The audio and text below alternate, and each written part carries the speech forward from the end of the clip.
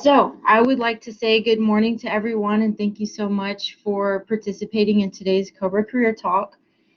Just to give a background of the format of these talks, our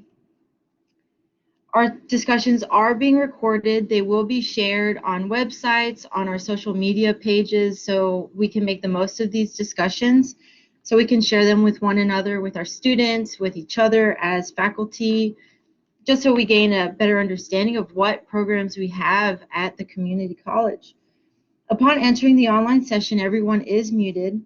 Presenters will talk about their programs and program CCCNTI has to offer.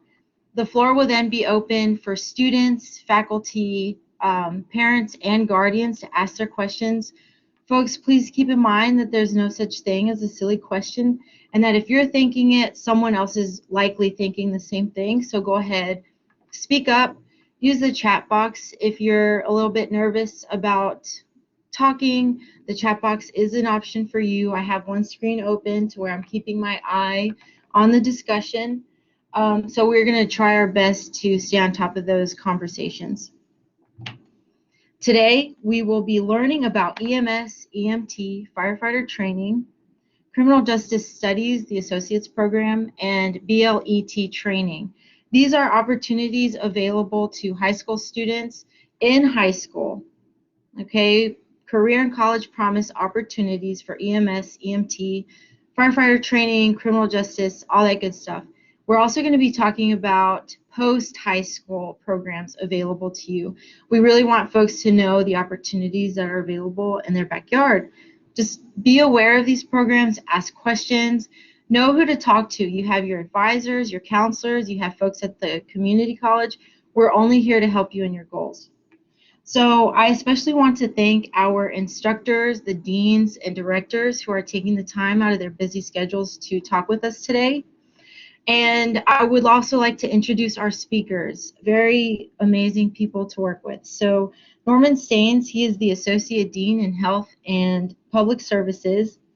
Dr. Erin Cooper, she is the Director of Emergency Management. She is also the instructor of our criminal justice classes that many high school students take as career and college promise students. Having worked with her personally, it has been a wonderful experience for me, and she's just been a pleasure to work with. Adam Johnson, the Director of Fire Rescue, EMS, and he is also the instructor. So with that being said, this group of folks, they have it all oriented to where they're just going to take it away. So I'm going to share their presentation, and I will ask Norman to take it away. How's everybody doing this morning? Good, I hope. As we have said, we're going to talk to you basically what we call public safety training and try to give you a view of what our programs entail and where you can go to work and what the career outcome looks like as we move forward. And you can pop to the next slide. The areas we'll talk about today: basic law enforcement training, emergency management, the associate's degree we have here. Dr. Cooper will talk about that. Then Adam will talk about EMT or emergency medical technician or in the paramedic program.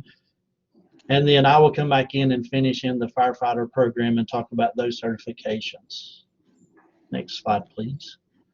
Basically, basic law enforcement training, probably the biggest disclaimer here is it is not CCP available. We'll talk about those requirements after I give you this brief little update to what it takes to get into basic law enforcement. But as it said, it is the basic training designed to put you to work as a law enforcement officer in an agency in the state of North Carolina. As it says, it is 640 hours in length. And at the bottom, it lists some of those areas, where we talk about fundamentals of law, procedures and techniques necessary to conduct law enforcement. But within that 640 hours, there are 36 blocks of instruction that goes anywhere from constitutional law to we do driver's training, they do training on firearms, they do what we call SCAT, which is subject control arrest techniques, which is a hands-on how to actually take that person into custody. There's diversity training inside the class. The disclaimer, and if you want to go on to the next slide, because it does have the requirements, where it says you have to be 20 years of age, and that is true. So a lot of the people who probably sitting in the group, especially in high school now, they may not hit 20 before because the program's getting ready to undergo a large change at the state level. Where you've seen a second ago 640 hours, it's going to go to 700 hours. So depending what grade you are as you listen in, you may get caught in that new 700-hour program as it goes live in 2022 is the plan. So just be aware of that, and you may have an increase. But as it says, you have to be 20 years of age. You have to have a high school diploma or equivalency to a high school diploma. Background free of criminal offenses. And just because you have something in your past doesn't mean you're automatically disqualified. But I always put the disclaimer here when I talk to anybody. Remember what you do today that you think is fun and games. This is where it can come back and hurt you in your career choice. So think wisely. We were all young. We all done things we can't say we're proud of.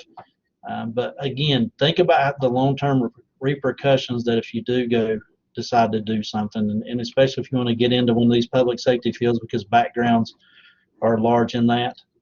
Application packet, basically the student comes by, potential student comes by, meets with, right now it's Andy Day's our director.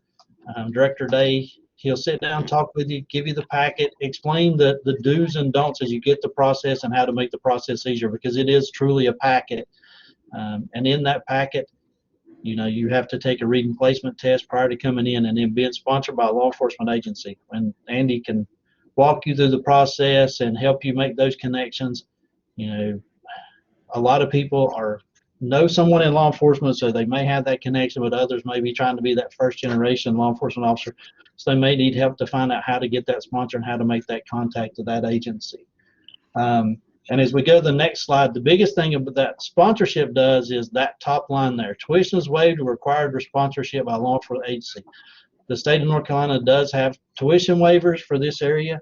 So the actual tuition for the class is waived. The student's still responsible for uniforms, textbooks, and the insurance and the other small course fees that we have. And it does add up to about $1,200. But the tuition itself, you know, is waived by you being a member of that agency or an agency once they sponsor you.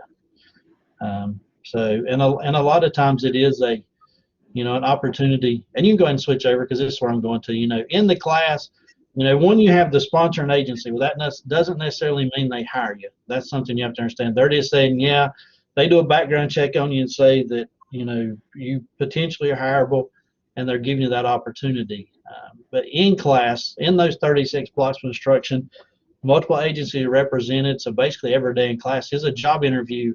And as you see these career opportunities, where can people work at? And, probably as I look at the list, most of these we have people who work in those, and I threw out like the town of Hudson or the city of Lenore, Collier County Sheriff's Office, those are your municipalities. Town of Granite Falls, can't leave them out for the Collier County. And, so that is our agencies is in North Carolina. But then you have North Carolina State Bureau of Investigation.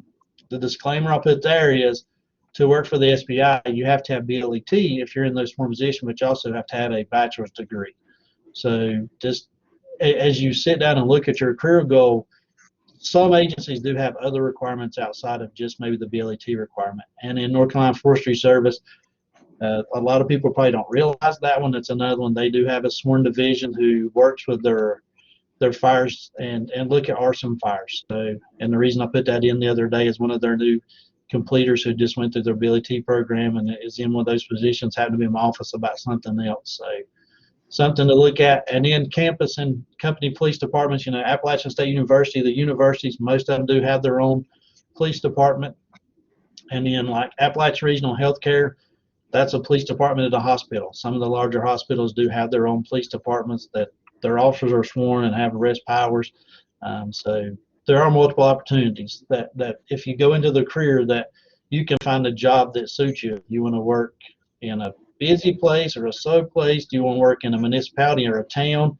One I didn't put on the list, and I didn't for the reason is North Carolina Highway Patrol. They basically do their own BLET training. For those who want to go into Highway Patrol as a new career, they do have lateral entry. So if somebody's worked, let's say, Town of Hudson, I know they've had an officer. He's worked for Town of Hudson for several years. Then they do what they call a short school to transfer them over to the other requirements for North Carolina Highway Patrol, but that is an opportunity as well that I didn't include on here just because it's not somewhere we necessarily will send somebody straight from our program to working as a highway patrol officer. You still have to finish their training as well. And with that, we'll let Aaron talk about emergency management.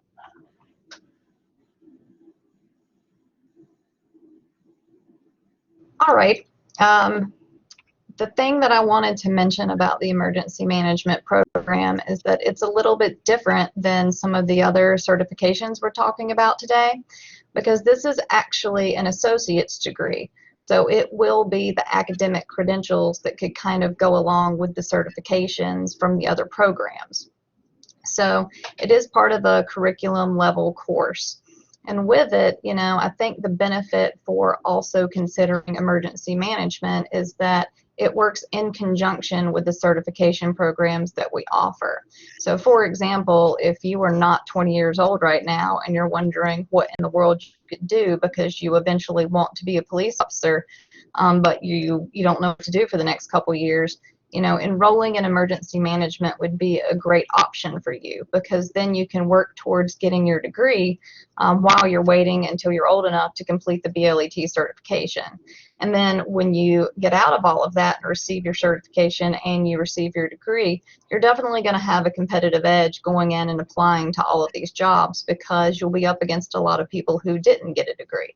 So it is a great program for people who are interested in a wide variety of emergency management or public safety type fields, and that's kind of how it works.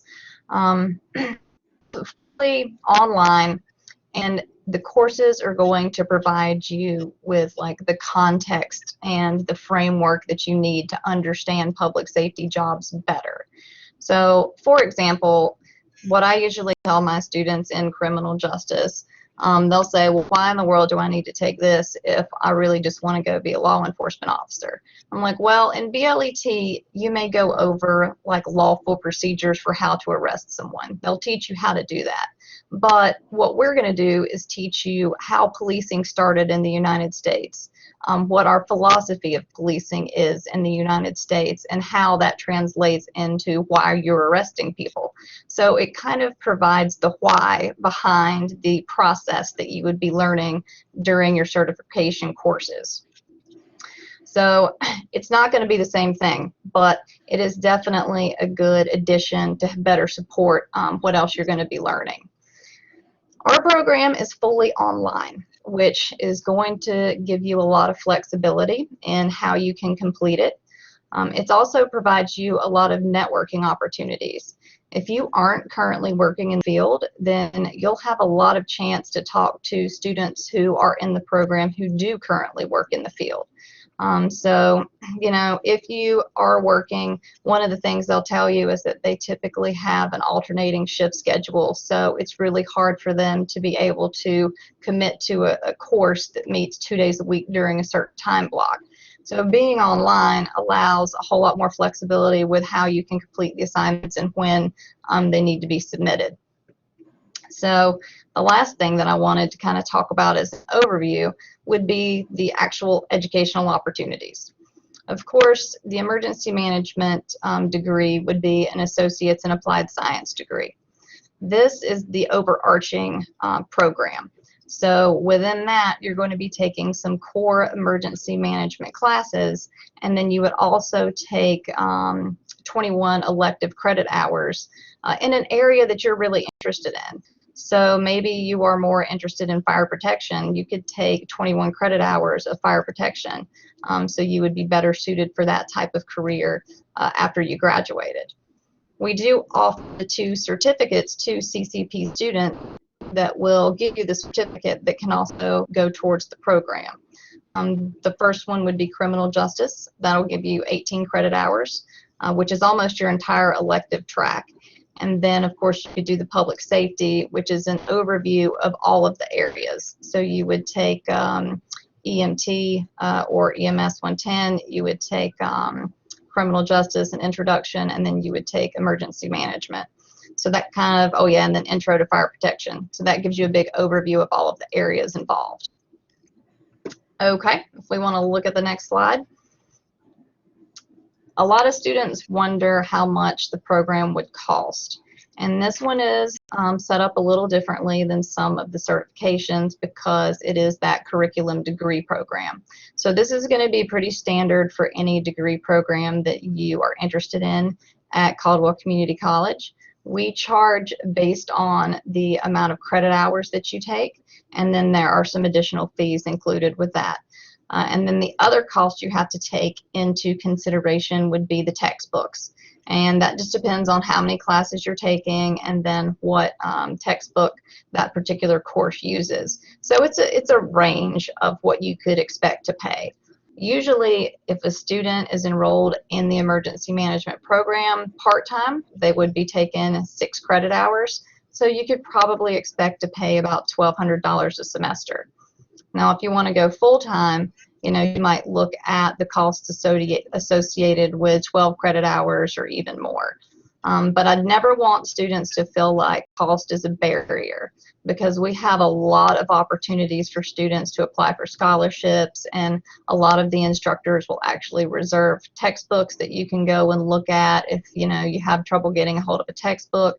So this may seem like it's really expensive, but this is actually a really, really good way to go, especially trying to get through college, because this is it's a very economical option that will provide you with everything that you need. And then if you are still afraid of that barrier, just please reach out to anybody in student services or reach out to any of the program directors, and we will help guide you to find different ways that we can help kind of overcome some of those costs. Next slide. The next 2 slides really are just me tapping into my current students. I wanted to find out what they were doing and what they would say about the emergency management program if they had a chance to talk to y'all. So I asked them to send me some pictures, and this is what I got. You'll notice that our current students do a variety of things because this is an extremely flexible degree, and it would work well for any area of public safety. So we have students who do work for Appalachian State in policing. We have students who work in emergency management for Watauga County or for Appalachian State.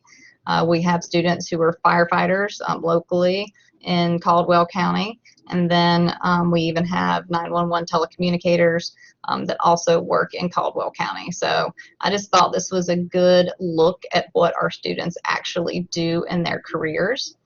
And then on the next slide, I just pulled a couple of quotes from them and said, what would you tell someone else about this career if you were given the opportunity? And I'm not going to read all of the quotes, but what I would like you to note is that most of them revolve around either promotions or bettering their career or getting a raise. And that's where the degree really sets people apart, because you don't have to have it in order to start a lot of these entry-level jobs. But it is a benefit because it can give you a competitive edge when applying. It'll give you something that other applicants don't have. And then on top of that, there are a lot of departments that will pay more for a student who has a degree versus someone who doesn't. So I think that's an easy answer. I would much rather make more money for doing the same job than just going in without the additional degree. There are a lot of departments that will require you to get a degree if you want to advance or promote to a certain level. So depending on what your interests are and how much you want to advance in that particular career, at some point it has to happen in order to be able to get promotions. So most of the students that I have that currently work in the field, that's what their focus is. And a lot of them will say, I wish I would have done this sooner because it would have provided me a lot more opportunities than having to gain the actual experience and then try to do it while they're working. But it is what it is, and I'm definitely glad that I have all of the students that I do. Okay, last slide. So the next question would, do I have a question?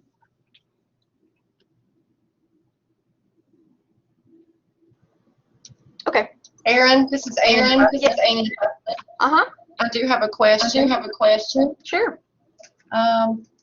Is this degree option something that a student could come into without any previous or prior experience within the field? Would they be able to explore options within this program as to maybe where they want to branch out into? Does that question make sense? Yeah, it's a great question. It's absolutely a very good opportunity for students who are interested in public safety, but maybe not necessarily know what in public safety is available to them or what they want to do. Like, the program is designed for people that aren't working. It just works in conjunction with people who currently are in the career. Does that make sense? So students coming in, you know, they'll get an overview of every area. They can take Introduction to Fire Protection. They can take Introduction to Criminal Justice. They can take, they will take Introduction to Emergency Management. So it will give them a good opportunity to explore which areas that they're interested in. And then after they decide, maybe I do want to go into law enforcement, then they might decide to take the rest of the criminal justice electives, because then they can take a lot. They can take up to the 21 hours of that area if that's what they want to focus on. So it provides a lot of opportunities for students to explore what's involved in public safety. And then after they have a better idea, they can kind of hone in on that and work more specifically towards that area. Okay, thank you. Yeah. So sometimes, you know, emergency management sounds very generic and students aren't exactly sure what that means in terms of where am I going to work. And it is true. The title of emergency management is a specific job. But the way that our program runs, we've tried to give them more opportunities based on the jobs that we have locally. So if you want to get a degree in emergency management, we're going to give you a lot more opportunities with those career paths, since we have the elective areas that you could focus on. Typically, students who come out of emergency management would work in either some type of ambulance service, fire and rescue. Of course, criminal justice and law enforcement is a big area. They might work for private organizations in security. They might work for educational institutions. You will have some students who go out and do decide that they want to pursue jobs in emergency management specifically. So they would work on either some type of disaster and response team or some type of operations team. So typically they're going to be hired for some type of government job. It might be local government, it might be state, could be federal.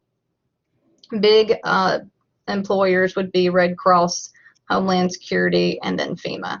So that just kind of gives you an idea of, you know, the typical areas that students would be hired for after they completed the degrees. And then depending on what certifications they got, that would also lead them into a different career track. So next, I'm actually going to turn it over to Adam so he can discuss more about EMT and paramedic. Good morning. Thanks for having me. So first of all, we'll start with the EMT, is known as Emergency Medical Technician. This class here is available to the CCP students while you're in high school. There are some requirements. You have to be at least 18 years of age when you finish the course in order to gain a state certificate, state certificate. So talking about the program, the minimal hours for the program is 240 hours. That's the classroom part, and we always have a clinical part going with this.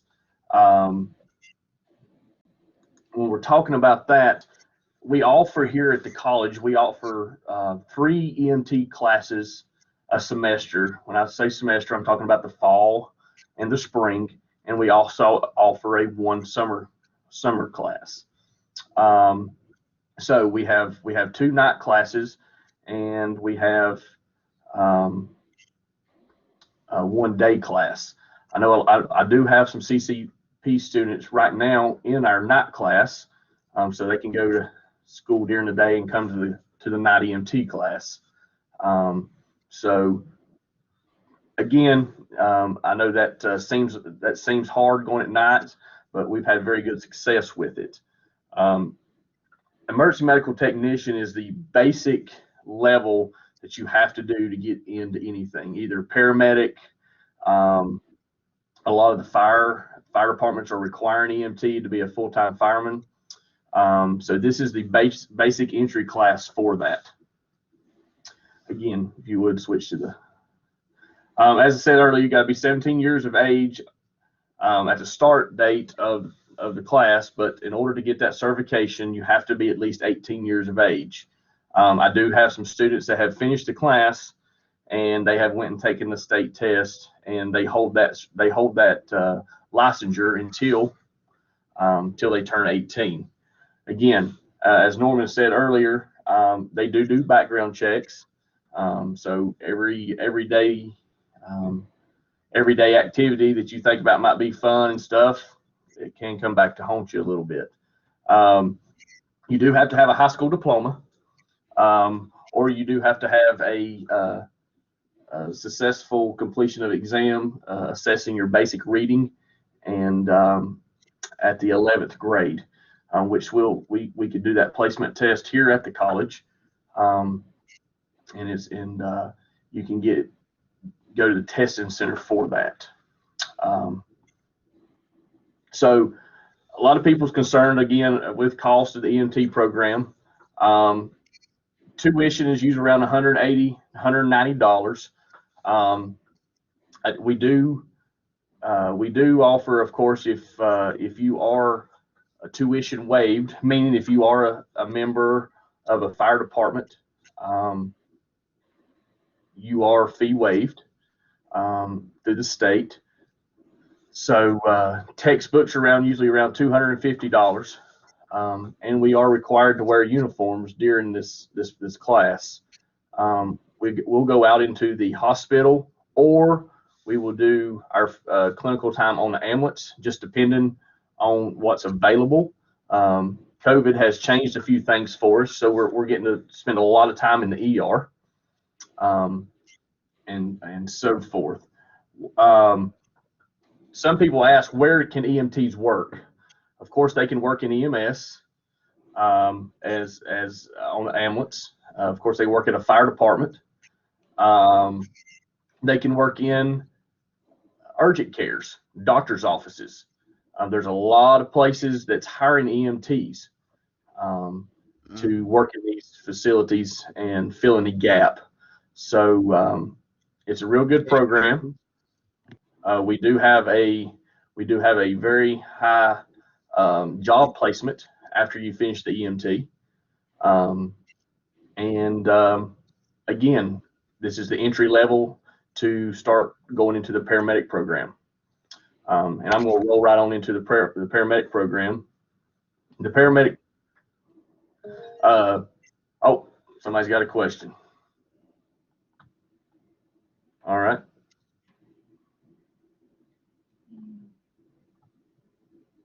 Somebody have a question?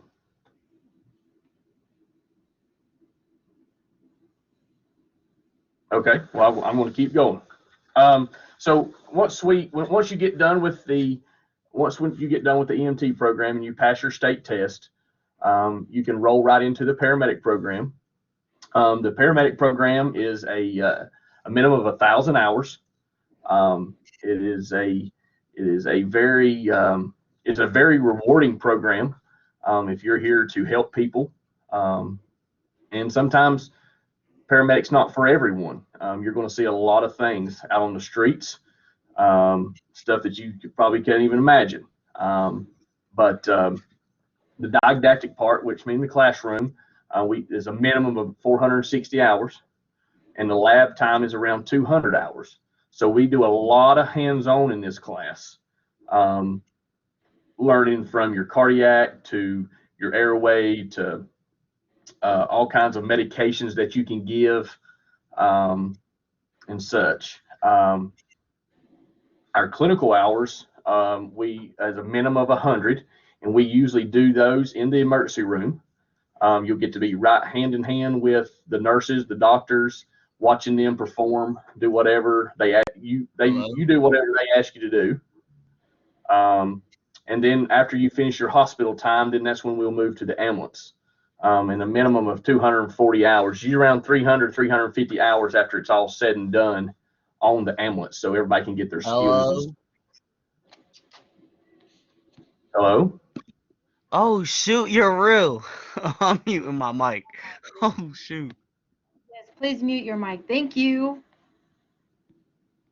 All right then. Are we still sharing the screen? No, ma'am. Okay, let's get that going again.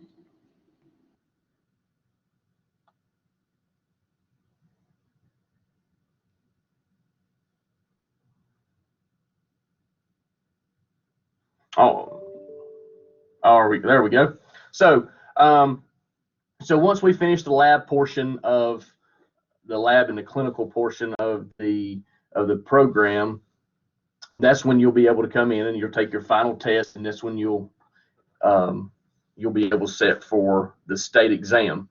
Here at the college, we are nationally accredited. So if you're thinking about moving outside of North Carolina, this class will meet your needs to move outside of North Carolina. All you'll have to do is you'll take a national registry exam. If a lot of people don't want to stay in North Carolina, that exam is to allow you to go anywhere that you want to work. Most people will recognize that. You might have to do some paperwork when you get into that state wherever you're moving to, but other than that, they recognize the National Registry of EMT or Paramedic. So again, there's an opportunity you can move away if you would like to and work somewhere else. We have a lot of people move out west.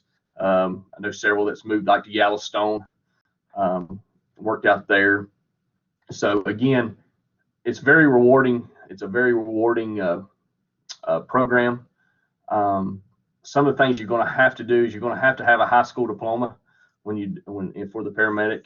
Again, it goes hand in hand with the EMT.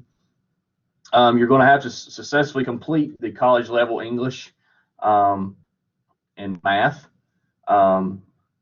So with that being said, sometimes if you're a little behind and you're waiting on the paramedic program to start, you can always come in and take your Englishes and maths.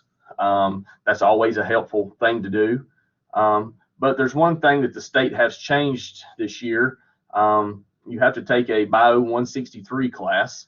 Bio 163 on the curriculum side. That class is offered online, and you can sit right there and do that. But that's just a basic anatomy and physiology that you have to do before you get into the program. So again, a lot of the cost of it, the tuition is about $350, $360 to get into the program. The fees is, we have a lot of documentation that we have to do with the state. That's around $150 for background checks and so forth. You do have to be current on all your vaccinations. The hospital will not allow us to come in and do anything like that unless we're vaccinated, so forth. Textbooks are around $500, and uniforms between $100 and $150, just depending on what if you want to buy extra. But these programs, we offer this starting every January, and it runs usually around the January to October. And after October, you'll start your clinical times. So we're averaging and looking for the paramedic is about a year and 4 or 5 months, depending on how quick you get your clinical time done. And so you can take your state test. So that's the average of where we're looking. But again, where can you work? Of course, here in Caldwell, I know they're always hiring. Burke's hiring. All the surrounding counties are hiring. Urgent cares love to have paramedics. They got the knowledge. They can help start IVs, give medicines, give shots, vice versa. And hospitals, hospital ERs are getting very very good success with paramedics working in there, working hand in hand with the nurses and doctors, and they can pretty much do anything they need to in the ER. Fire departments, some fire departments run a dual agency, working riding the fire truck and riding the ambulance. So a lot of places are doing that now. So again, there's a wide variety of places where paramedics can work. It's just where you like to work, if you like to be outside or if you like to be inside. That's what it comes down to. So I hope I've answered some questions. And if you feel free to contact me if you have any questions, and I'll be glad to sit down with any further.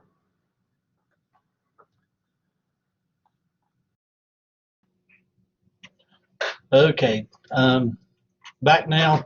This is Norman again, talking about the firefighter program, and it is offered as a CCP course in the high school. This semester, they're actually at Brighton High School, and we're moving them around. Last semester, they were at South, but it is still open to other schools within the CCP program, and that's what I'll focus on, because ultimately the certification at the end is the same regardless if you go through the CCP offering or if you go through when we offer classes here at community college, but it's laid out a little bit different for those CCP students, how we block them together. But as it says, there are 3 levels of firefighter training we can offer CCP. There's level 1, level 2, level 3. For a student who successfully completes each of those levels, and within those levels, you have basically 5 or 6 certification tests that you must score a 70 on to get credit for those individual classes. But if you complete those 5 or 6 tests successfully, and you go through all 3 levels, once you finish high school, you would only need 1 more class outside the CC program to get your certification through North Carolina Department of Insurance, and that is a fire control class. And the reason we can't offer it in the high school is requirements that the student must be 18 before they participate, and some of those other external requirements set forth by DOI that we can't always say that if we run in CCP, everybody in the room is going to be 18 years old and everybody's going to have the required coursework completed by the time they do that. So the North Carolina Department of Insurance chose to leave that one out. Next slide. And it's got a breakdown. This kind of shows you how it's broke down, the 3 levels that are the 3 blocks we offer, because I can't call it levels because the state certifies you as a level 2 even though you're taking 3 blocks. So that's where it kind of gets confusing. As I said, at least each classes within that, you do have to have that high school diploma, which is on the next slide, to get certified. But also I want to point out on the Tech 3, the hazmat class, that's something that they've added with the new standard. In the past, they didn't teach hazmat in the CCP or the high school programs, but now they've added it. It's a standalone certification, but you have to have that certification from DOI, Department of Insurance, to get your firefighter certification. So a little confusing, but it does work out. One thing with the emergency medical care and the fire tech 2, we do teach it, but if somebody takes it outside the CCP program and they come into the classes with their EMT, Department of Insurance does grant you credit for that class without having to take that class again. So, and then at the bottom it says Fireground Ops 9, which I mentioned is the fire control class, has to be completed with a community college. Next slide, please. Requirements to obtain a certification, I've already started hitting them. But again, you have to complete all 3 blocks successfully, and we have to stress, you have to pass each test within those blocks for those certification courses to successfully get credit. Some of the classes have 2 tests, and you have to make at least a 70 on both tests, or you're allowed 1 retest, and you'd have to retest on both of them, as an example, if you passed one and didn't pass the other. So it's once you leave, you'd have to have that Fireground Ops 9. You have to be 18 years of old before North Carolina Department of Insurance will issue that certificate, and you also have to have a high school diploma. And basically what they do is as you complete classes, we download them to the state. They sit on your transcript to OSFM, and then you have a place, and basically they have their own portal set up. They call it OSFM 24, but you have access. Once you complete your high school diploma, you upload that, and then at that point, when you have all the classes completed, they would issue your certificate. Next slide, please. Talking about cost, students in the CCP program or the Fire Academy are fee waived. And also, as a side note, if you look at classes outside the CCP program, those students who are members of North Carolina Fire Departments are fee waived again. And it's a way that the state of North Carolina has chose to try to increase training amongst those people who are trying to protect and save property and life. So they have fee waived those. So as you take classes, you don't pay for the actual tuition. There may be fees like a textbook that you have to pay for if you take it outside. But again, since you're a member of the department, most departments do go ahead and they provide the textbook as well. So basically the student's biggest thing is time as they go out and take these classes, and they have the support of other agencies to help get them through the process. Next slide, please. And where do these students work at? And you know, usually they are a municipal or county fire department. That's the big one that's always been. You know, in Caldwell County, there's two, or really one fully paid department, and that's the city of Lenore. Then you have municipal departments, and Boone's Boone, Blowing Rock, and we're trying to get both service areas. And the town of Granite, they're municipal departments, but they're a combination department where they still are supplemented by volunteers, but they do have paid staff.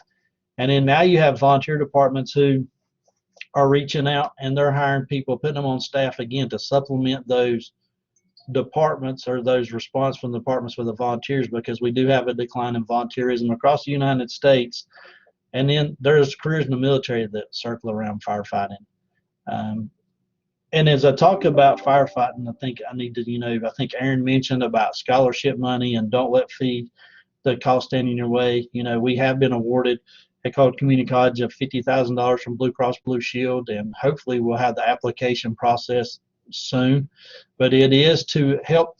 Blue Cross Blue Shield reached out as a way to community colleges and gave money to several colleges trying to increase the volunteerism within this profession. But they did when they done it. They left enough opportunity that, even though the class is tuition free, it allows students the opportunity to help cover the cost of their time and travel.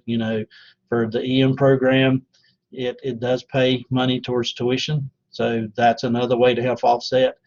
Another thing for those who look at this as a career and they want to go to school, if you do go join a local volunteer fire department, here's where I put the plug in for the volunteerism. There's scholarship money available only to volunteer firemen in North Carolina whose departments, once you're on that roster, you're basically eligible for you to go to either to associate's degree, which is what we'll promote here, or even further on, as long as you stay within the state of North Carolina. There is scholarship money available just by joining that. And I know Sam in the CCP program here, he's got several who he's brought in. They are working now full-time. I know Lenore and Hickory both have some who finished Sam's program and went through at least a portion of Sam's program, and I know several, including some in the program now, who have, after they got in Sam's program, they have stepped up and joined volunteer departments now that they're getting close to that. Some take junior 17, 16-year-old members, others have to be 18, but we do have some who have joined local volunteer departments to help get their foot in the door. And basically that volunteer department, if you want to do this as a paid career, is a wonderful way. It's a job interview every day. Those paid guys get to see you and help you get to that point to where you want that paid position ultimately.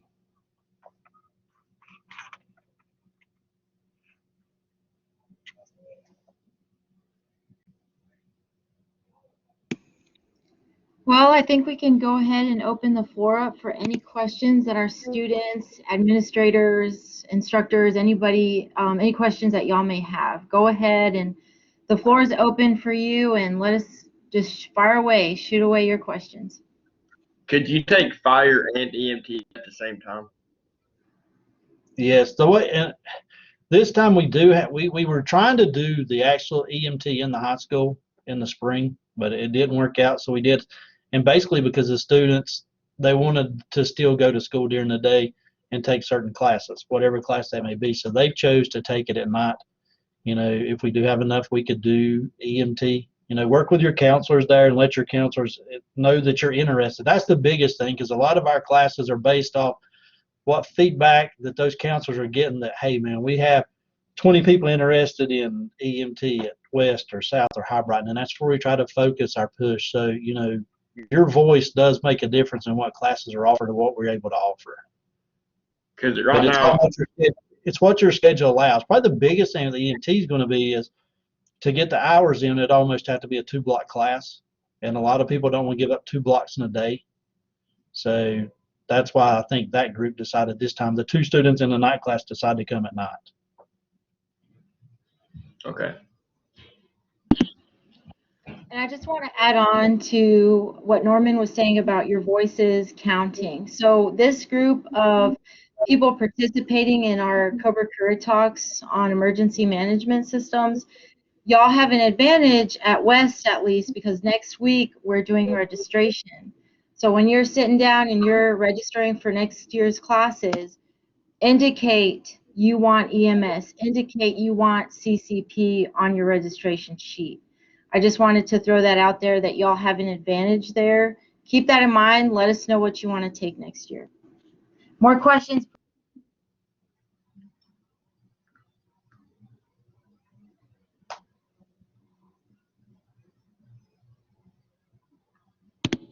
Okay, if no one is asking questions, I have a question.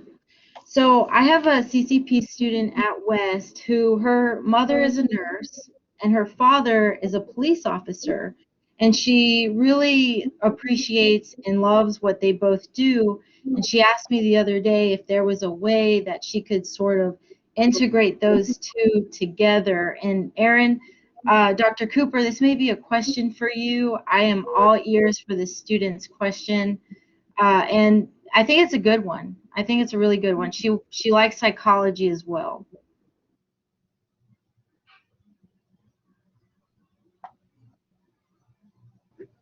So that's a good question, because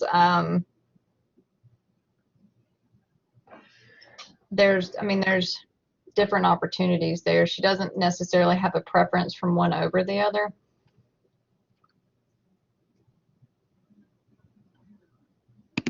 She's also, I think probably the medical field is going to be her focus.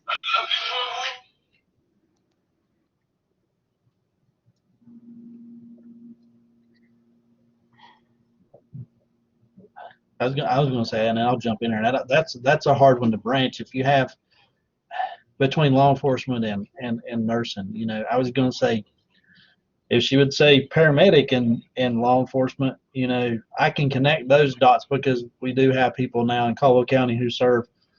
They work the truck every day as a paramedic, but they go out when the SWAT team's called out. You know, so those opportunities exist. Or if she had that nursing background and maybe paramedic, you know, we do have some who they're flying helicopters now because they're adrenaline junkies, let's call them what they are, and you're out riding around flying in a helicopter going to the bad trauma calls. I mean, and we have a student in our EMT class now, and that's what her dad does, and that's her goal one day is to be a flight medic. So, you know, but that connection between law enforcement and nursing, that one's a hard one. She said that she'd like to go into psychology too. So if there was psychology and criminal justice. Wow. I see Dennis. She needs to go into law enforcement and be a counselor. I mean, to work on that counseling and negotiation side. So with the psychology and the criminal justice, I can connect that one a lot easier. Usually what you're going to be looking at is looking at some type of criminal psychology program. And it depends on how far up she would be interested in going through that, because with that, it would be in your benefit to go to medical school and go towards psychiatry and then focus on criminal behavior and criminal analysis. Of course, you can work at the state level with a type of job like that, or the federal level, but that would definitely be more of a state or federal job than it would be something we provide pretty regularly at a local level. Right, but she'll at least get her foundations as a CCP student, which I think is wonderful. Yes, for sure. Norma, do you have nurse aid students branching into EMS and paramedic? We have a few, and we tell them when they come in, because I think, and I don't tell them they have to forget what they're doing, but because you're teaching two different environments, and I think that's what makes the difference is if you, ultimately we're all there to provide patient care, of course, but when those nurse aides a lot of times are dealing with patients, if they're in a nursing home for weeks or years, if they're in a hospital maybe days, where the EMS crew, and I'll use today as an example, and this is how we tell people when you try to sell it. was if you like being outside and you don't know what's going to exist, this is a good career. Like tonight at 3 in the morning when, we're supposed to have a quarter inch of ice. Those guys aren't off duty. Those guys are gals, and we're getting more gals now than guys. It seems to be the trend. For whatever reason, EMS has turned into a female profession locally, at least. Probably over half the class is now females. When I started 20 years ago, it was probably 10% females. We're seeing that. But the thing you have to tell them is at 2 in the morning or 3 in the morning when it's been icing for 3 hours and somebody wrecked, you're the one going out to get them. So, bad weather's a thing. And I think that scares some people away. And I think that's why they do the nurse aid. You're similar in length and hours. Skills somewhat similar. We do things a different way than they do, but we get to the same point. But, we have them bounce back and forth. And we have some EMTs, and they decide they're going to go to nurse aid. But it is a big thing. We try to put that disclaimer. There is an adjustment because you're trying to do two different things in two completely different environments. Okay. Yeah, Josie, she just had to decide. She can do two pathways, your transfer and your career technical, just where she wants to try it out first. She's open to it. Yeah. And it's one of those that if Adam and Aaron and I, or three of us or two of us, need to come sit down and talk with her, we don't mind coming out and sitting down and talking to her. Or we've got access to set up a Blackboard meeting just with her and sit down and talk to her and try to figure out and help point her in that right direction and give her the true pros and cons, because you have to love what you're doing, especially in this profession. Mm-hmm. Yeah. Good point. But it sounds like there's a lot of flexibility. So if you don't want to be outside working in the cold or driving in the freezing rain, then you might want to have an office job as an administrator in emergency management. We need those people too, answering phone calls. So that I like that there's so much flexibility in the field. And you look, and even when you mentioned emergency management, like North Carolina Emergency Management, they have people all across North Carolina. Our area coordinator lives in Hudson, and the thing, she's an area person, and there's a good chance she's in Brunswick County today. There's a good chance she got the phone call yesterday morning. I know your area, this area, but this is where you're going. Come on, pack your clothes, let's go. So if you like seeing the state, emergency management's great. But then you also have those emergency management people who work out of the branch office in Hickory, and they never leave the office. Their job's tied to a computer doing flood mapping or whatever. So it's a very, very diverse field. That's wonderful. Do we have other questions from folks?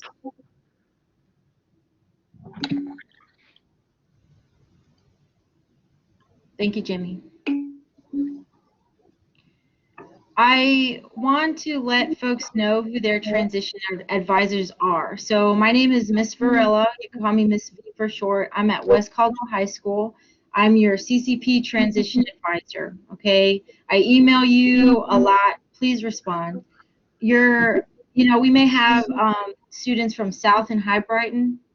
High Brighton's transition advisor, she is wonderful, Sherry Herman. Please email her back. I know she emails you just about every day as well. Mitzi Triplett is another person who is a transition advisor for our South Caldwell High School students. I'm sure she emails y'all just about every week as well. So we are your transition advisors. We're here to help you get to where you want to go. These are foundation courses for you. You can take as CCP students, get your foundation underway, graduate from high school. You're ready to join some sort of career. You have such a good foot in the door. Not to mention the cost that you'll be saving. Let's say that you're a senior and you're about to graduate in June, and maybe we missed the boat for CCP opportunities. There is so much money that goes unawarded at CCC and TI. All you have to do is apply, ask people, talk to your counselors, talk to your transition advisors, talk to Dennis Siegel, blow his email up. You have people in admissions who are going to help you out. We're just here to help. And, reach out to Aaron, Dr. Cooper, reach out to Norman, reach out to Adam. We're here to help you. Know who you can talk to and know where you can apply to get money so you don't have to pay for anything out of pocket. With that being said, we're all at different levels in our journey. Like we may have freshmen in this phone call right now.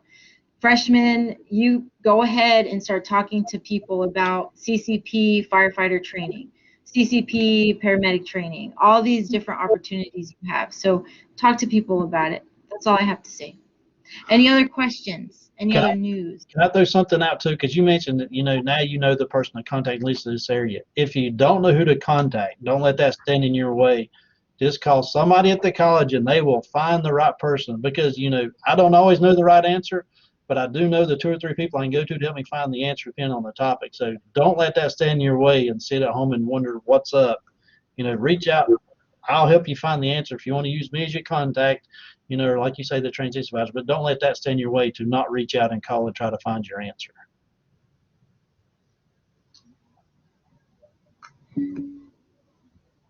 Amen. So I just sent out a Google form for folks. Students, please fill out that Google form. My West Caldwell High School students, you will be entered to win a door prize. Your other TAs may be doing the same. We'll see about that. Did I hear something? I heard a beep and a perp, but please fill out those Google forms, enter to win a door prize. It's a goodie bag. You'll have all kinds of stuff in there. So just fill out that form. Let us know what you think about these Cobra Career Talks, because we're going to have another one on automotive and collision repair. So stay tuned. Keep in touch with our emails. Keep in touch with social media websites. We're posting these events constantly, so we just want more and more folks to come on over. Know what's in your backyard. Know the opportunities you have at low cost at CCCNTI. Know who can help you.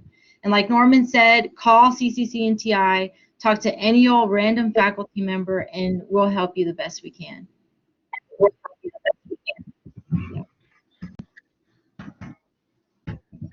So I'm going to stop recording now.